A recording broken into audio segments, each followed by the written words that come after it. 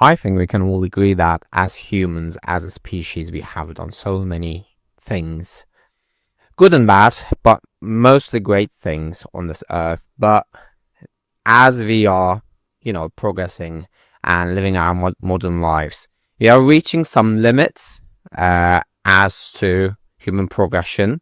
I'm not talking about like societal progression, but like physical and mental limits. We are reaching those limits at the moment, which is great, which means that we have achieved so many things. But I think this also has one other implication or one other ramification, which is that it might be this, this much success or this much, achievement has made us somehow burnt out.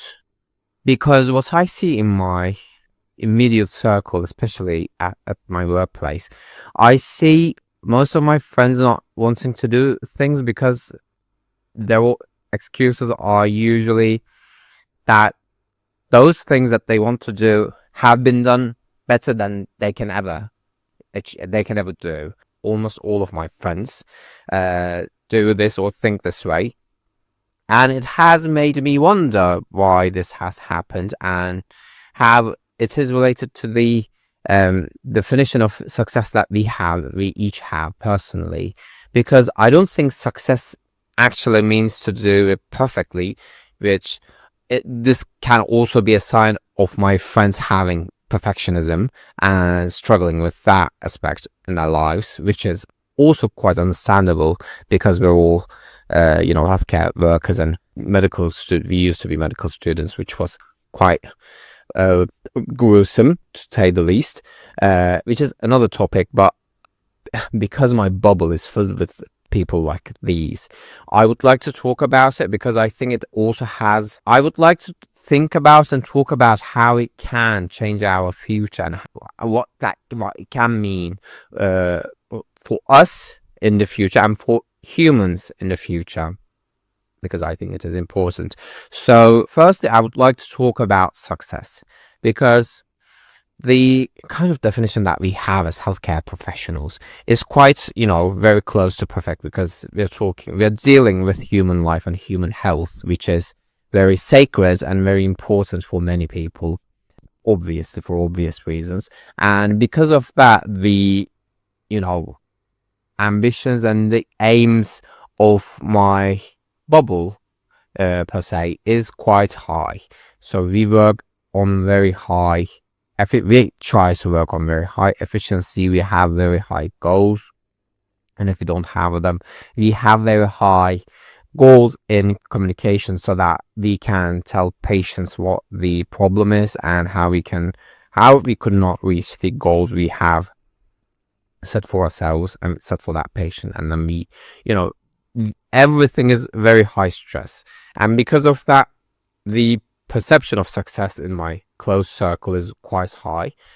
But I also understand that there are other aspects or other types of success as well, which you don't really have to reach a very perfect state. You can just reach one goal, or sometimes you don't even have the goal. When I was writing down some notes for this video, the terms that I have came up with for those types are producing, concluding, reaching, yes, and I will talk about the fourth one eventually. I have not done any research on this as usual, but we might want to produce something. We might want to, look for something, have a question, look for answer and find a solution for that. Or we might just want to reach out for people. These can all define some things that people achieve daily, and those are great. Those usually give us quite high payback in satisfaction, in financial income, in also we can feel morally well as well after these activities. But the aspect of success or type of success that we are going to reach less and less in the future, as we see as of right now, because in even scientific progression, we also have reached some plateau. We're not having these groundbreaking, new inventions or new devices every decade anymore. Although in the last couple of decades we had many inventions came up, or came out. But the important success type is this type, actually, that I want to talk about, is the groundbreaking one. Because in past centuries, humans had a very high gap in which they can progress, because the way of living back then was quite different. So they came up with ideas and things to improve those things and improve their connections, improve their relationships. And after some time, and with population boom and all those things, with more people working on these aspects of life, we have reached a level at which we can be satisfied and we can live our lives without thinking that much about the things that bother us. At least that's what's happening for the general public.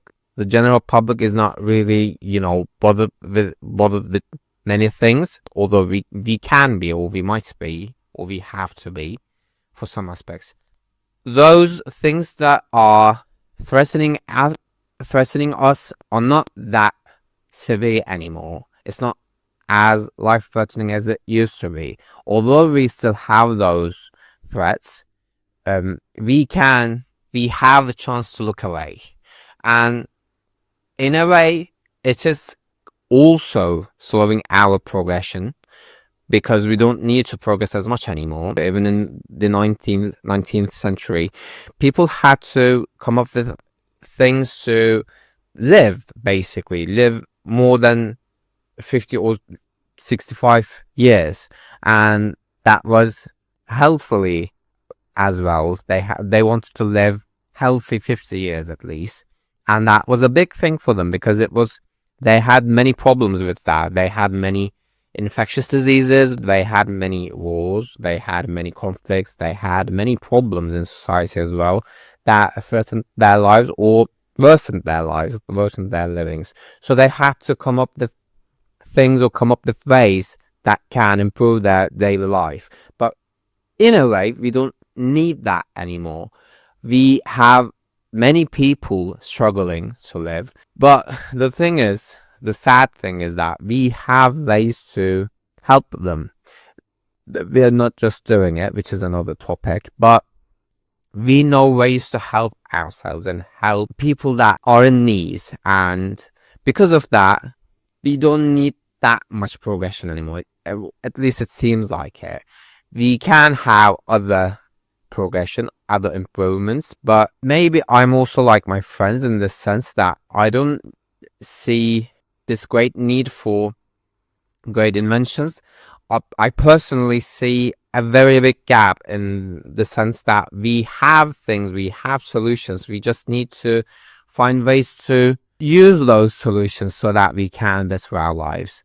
I think the main problem of our modern days or modern times is that we don't use the things that we know, or we know how to do, and that is the problem, I think. And in that sense, I think I kind of agree with my friends, because it's not that we don't have to progress. We can in other ways, not like our ancestors or our seniors used to do, or used to progress. We don't need to come up with new devices. We have enough devices as of now already.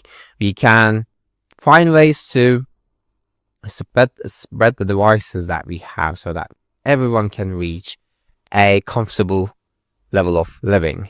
And in this sense, yes, I agree with my friends. But also, one other important thing is that because we have reached a level of comfort, basically, it doesn't mean that we have to stop doing things that bring us joy or bring us satisfaction, or it doesn't mean that we don't have to go after and try to solve the problems that we face in our daily life. We still have problems, obviously, like I said, but seeing in textbooks how people used to go after these problems, and thinking to yourself, okay, they have done it perfectly and I'm not going to be able to do it, is, I think, kind of I don't think that's a good way of approaching this thing. It's not a problem, but I don't think it is a good way of approaching human life and human progression.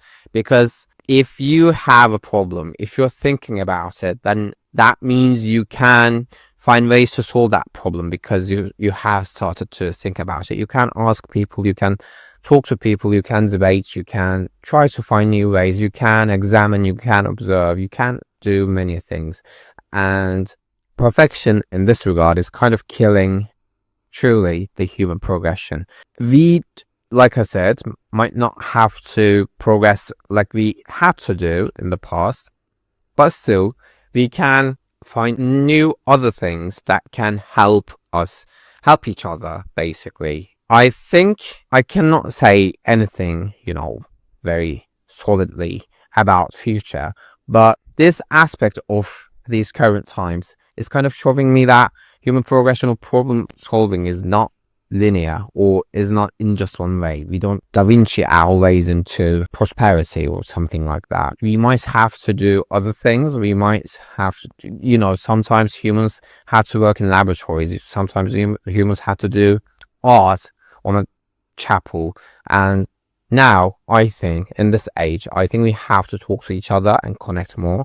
And I think this is our groundbreaking solution of groundbreaking work. In the future, who knows what's going to happen, because there are some other things that we are working on, scientists are working on, that can delete all the problems that we have right now, or erase or eradicate all of them. And we might struggle, or we might face some new problems, which, as humans, let's be honest, we like to do that. We like to solve problems, but it is sometimes still hurtful to see people struggle to do things that are very basic to other people. Who knows what's going to happen in the future, but I think we're in a time where connection and communication is way more important than, scientific research.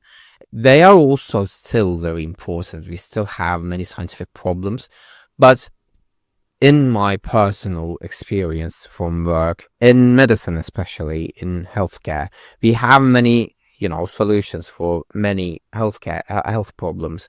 But the main problem that I see with my patients is that they have small trust to the things that we as healthcare professionals provide to them. They want to know more, they want to understand more, which is very, understandable, because we have so many, like a myriad, maybe millions of new drugs right now in our inventories now. And it is hard for us as healthcare professionals to keep up with all of those. And it is also very understandably very hard for the patients themselves as well, which I think is right now way more important than finding new drugs for patients, because there are still some health problems that need better solutions, but the solutions that we have also cause some resistance from the patients as well. So I think I am doing some research on this topic as well, but I think we really need to find ways to communicate with each other more efficiently, maybe.